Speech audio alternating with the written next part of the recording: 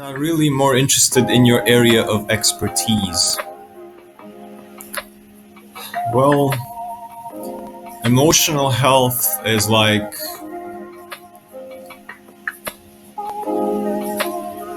we talked about yesterday about human design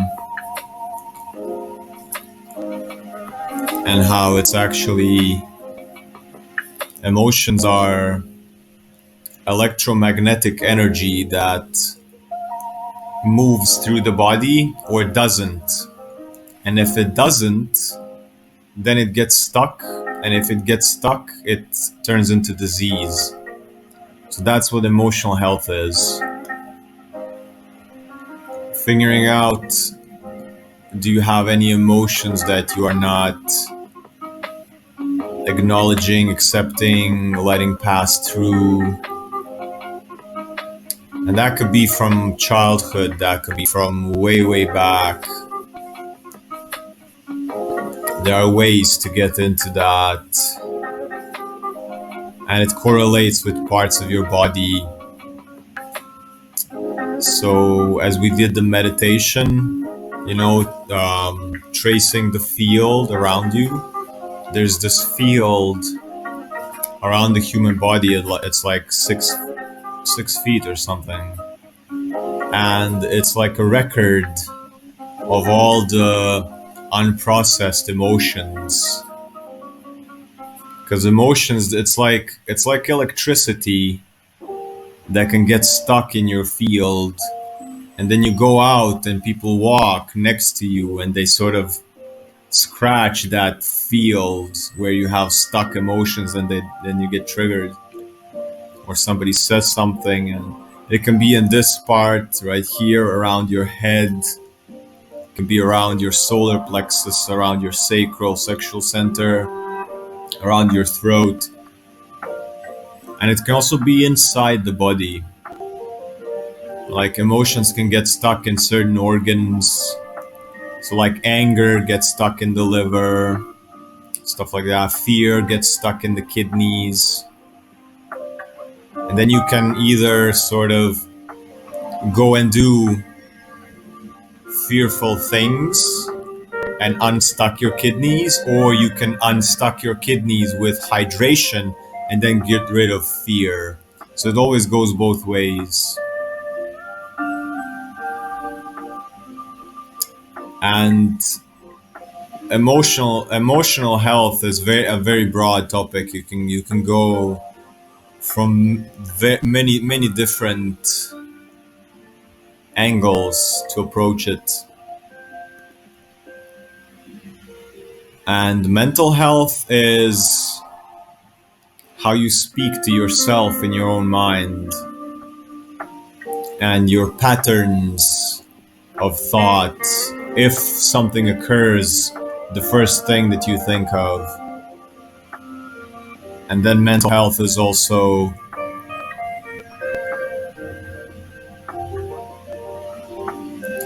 like, do you start sentences with I, or do you describe the situation? Do you use words like maybe? Because maybe is a big mental health word. Like starting to think more in the terms of maybe. Or saying I don't know. Those are big words for mental health. To say to yourself in your mind, maybe.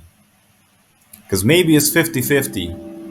Maybe it happens and maybe it doesn't. It's not negative. I don't know is also 50-50. When somebody asks me, are you gonna go to the party tomorrow?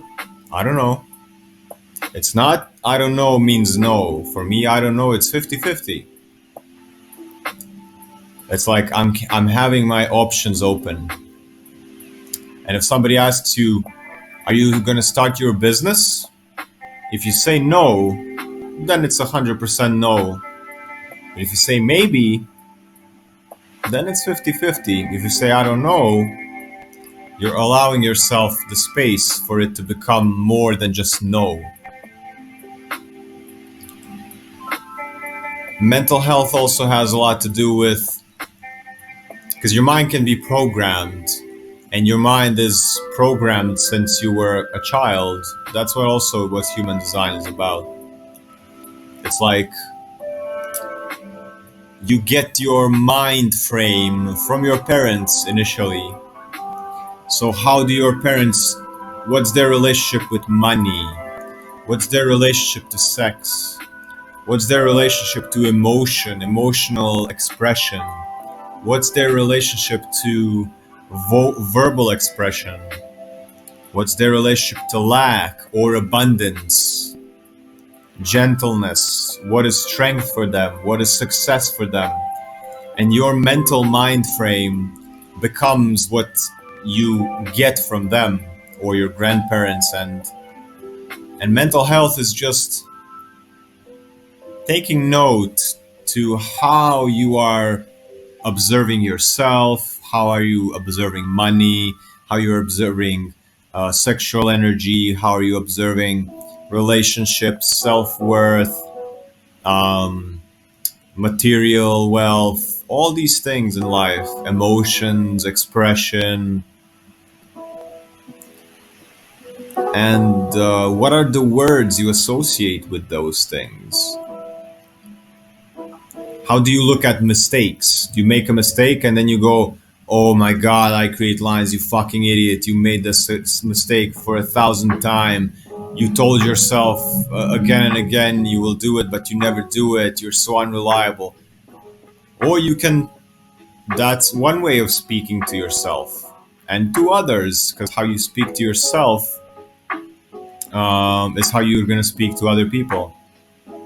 So for example, you can make a mistake and you can just say to yourself, I'm also human. I made this mistake for 1,000 times again, but I guess this is just my way. I'm going to try to do better. So finding that soft spot, sweet spot between like running yourself into the ground and not taking responsibility, because the other side of the coin is just like, oh, somebody, Jesus is going to come and save me. I don't have to do anything. Like, it's not my responsibility to start eating healthier or to start exercising or whatever.